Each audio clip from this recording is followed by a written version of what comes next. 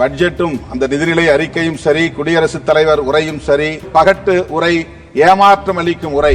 இது திட்டமிட்டு சிறுபான்மையினரின் கல்வியை அழித்தொழிக்கக்கூடிய, சிதைக்கக்கூடிய, அவர்களை இருட்டிலே தள்ளக்கூடிய ஒரு மோசமான சதி முயற்சி என்பதை இந்த நேரத்தில் நான் சொல்லிக்கொள்ள கடமைப்பட்டிருக்கிறேன். குடியரசுத் தலைவர் உரை பாஜக அரசை பாராட்டுகிற வெறும் பகட்டு உரையாகத்தான் இருக்கிறதே தவிர ஒரே ஒரு முடித்துக் கொள்கிறேன். No, I have given you 2 minutes more than.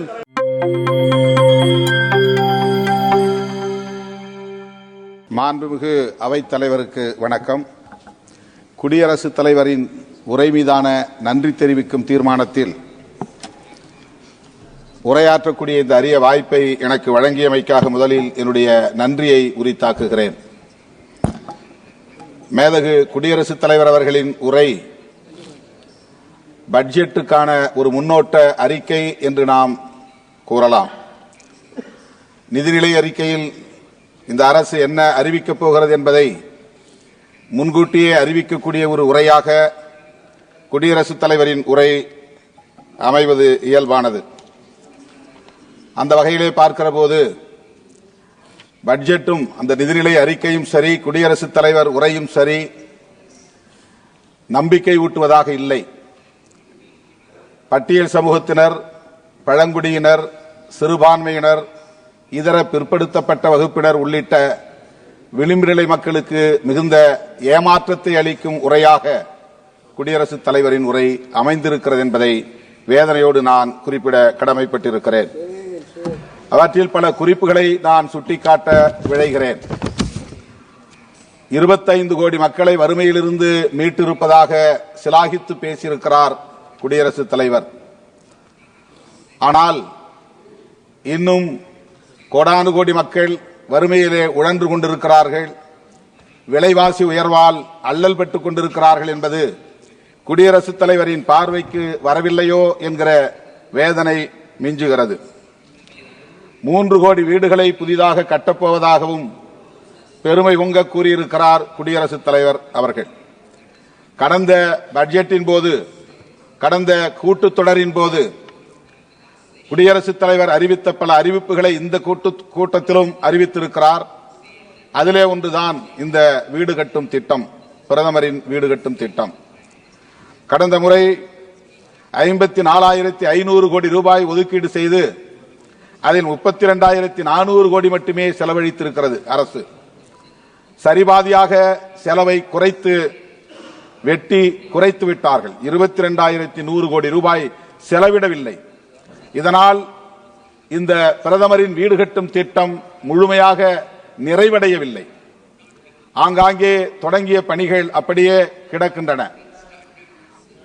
ஒதுக்கிய நிதியும் விரயமாகிறது, மக்களுக்கு வீடும் கிடைக்கவில்லை, இலக்கும் எட்டப்படவில்லை என்பது எவ்வளவு வேதனைக்குரியது என்பதை தயவு கூர்ந்து எண்ணி பார்க்க வேண்டும் என கேட்டுக்கொள்கிறேன். ஒரு யூனிட்டுக்கு, அதாவது ஒரு வீடு கட்டுவதற்கு இந்திய ஒன்றிய அரசு 1,20,000 ரூபாய் தான் பொறுப்பேற்கிறது. 40% மாநில அரசு பொறுப்பு. அந்த வகையிலே 70,000 ரூபாயும் கூடுதலாக 50,000 ரூபாயும் என 1,20,000 ரூபாய் மாநில அரசு தருகிறது. அத்துடன் மன்ரேகா திட்டத்தின்படி, 100 நாள் வேலை திட்டத்தின்படி ஒரு 27,000 ரூபாய்க்கான பொறுப்பையும் மாநில அரசு ஏற்றுக்கொள்கிறது. 280 சதுர அடியிலே வீடு கட்டுவது என்கிற நிலையில் வெறும் 2,67,000 ரூபாயில எப்படி கட்டி முடிக்க முடியும் என்பதை தயவு கூர்ந்து எண்ணி பார்க்க வேண்டும். ஆகவேதான் சொல்லுகிறேன், இது வெறும் பகட்டு உரை, ஏமாற்றம் அளிக்கும் உரை. ஒரு சதுர அடிக்கு குறைந்தது 2,000 ரூபாய் என்று எடுத்துக்கொண்டால் கூட 280 சதுர அடிக்கு குறைந்தது 5 லட்சம் ரூபாய் தேவைப்படுகிறது. தமிழகத்திலே மாண்புமிகு முதல்வர் அவர்கள் கலைஞரின் கனவு திட்டம் என்கிற பெயரில் 5 லட்சம் ரூபாய் மதிப்பீட்டிலே வீடு கட்டி தரப்படுகிறது. மாநில அரசு அந்த பொறுப்பை ஏற்றிருக்கிறது. ஆகவே பிரதமரின் பெயரால் வீடு கட்டும் இந்த திட்டத்திற்கு குறைந்தது 5 லட்சம் ரூபாய் ஒதுக்கீடு செய்ய வேண்டும். அதனை முழுமையாக கட்டி முடிப்பதற்குரிய அனைத்து பணிகளையும் கண்காணிக்க வேண்டும், ஆவண செய்ய வேண்டும் என்று இந்த நேரத்திலே நான் வலியுறுத்த கடமைப்பட்டிருக்கிறேன். அடுத்து மிக முக்கியமாக பட்டியல் சமூகத்தினருக்கென்று துணை திட்டம் உள்ளது, பழங்குடியினருக்கும் துணை திட்டம் உள்ளது, எஸ்சி எஸ்பி என்று சொல்லப்படக்கூடிய அந்த சப் பிளான். அதன்படி பார்க்கிற போது மக்கள் தொகை கணக்கின்படி 15% அளவில் நிதியை பட்டியல் சமூகத்தினருக்கென்று ஒதுக்கீடு செய்ய வேண்டும், 7.5% பழங்குடியினருக்கென்று ஒதுக்கீடு செய்ய வேண்டும். அதுதான் துணை திட்டத்தின் அடிப்படையாகும். 50,65,000 கோடி நம்முடைய செலவு திட்டம் இந்த அரசு அறிவித்திருக்கிறது. அதிலே 15% என்று எடுத்துக்கொண்டால் 7,59,081 கோடி ஒதுக்கீடு செய்ய வேண்டும். அதுதான் நியாயமானது. ஆனால் வெறுமனே 1,68,478 கோடி ரூபாய் மட்டுமே ஒதுக்கீடு செய்து அவர்கள் 5,91,000 கோடி, ஏறத்தாழ 6 லட்சம் கோடியை மறைக்கிறார்கள் அல்லது செலவிட மறுக்கிறார்கள். இது இந்த மக்களை ஏமாற்றுகிற, வஞ்சிக்கிற மிக மோசமான ஒரு நடவடிக்கை என்பதை தெரிவித்துக் கொள்கிறேன். அதேபோல்தான் பழங்குடியினருக்கும் ஏமாற்றப்படுகிறது. மிக முக்கியமான இன்னொன்றையும் நான் குறிப்பிட்டு முடிக்க விரும்புகிறேன். போஸ்ட் மெட்ரிக் ஸ்காலர்ஷிப் பட்டியல் சமூகத்தினருக்கும் பழங்குடியினருக்கும் சிறுபான்மையினருக்கும் pre matric scholarship, post matric scholarship என்று கல்வி உதவித்தொகை வழங்கப்படுகிறது. கடந்த பட்ஜெட்டில் 6,360 கோடி ரூபாய் ஒதுக்கீடு செய்யப்பட்டது. ஆனால் 760 கோடி ரூபாயை செலவு செய்யவில்லை. ஓவர்சீஸ் கடல் கடந்து படிக்கக்கூடிய மாணவர்களுக்கான ஸ்காலர்ஷிப் மிக சொற்பமாக ஒதுக்கீடு செய்யப்பட்டிருக்கிறது. இது இந்த மக்களுக்கு செய்யப்படுகிற ஒரு ஓரவஞ்சனை என்பதை நான் தெரிவித்துக் கொள்கிறேன்.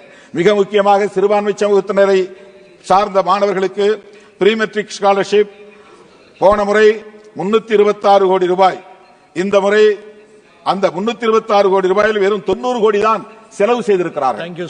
இப்போது 195 கோடி தான் ஒதுக்கீடு செய்யப்பட்டிருக்கிறது. இது ப்ரீ மெட்ரிக். போஸ்ட் மெட்ரிக் ஸ்காலர்ஷிப்பில் கடந்த முறை 1,145 கோடி, அதில் வெறும் 344 கோடி தான் செலவு செய்யப்பட்டிருக்கிறது.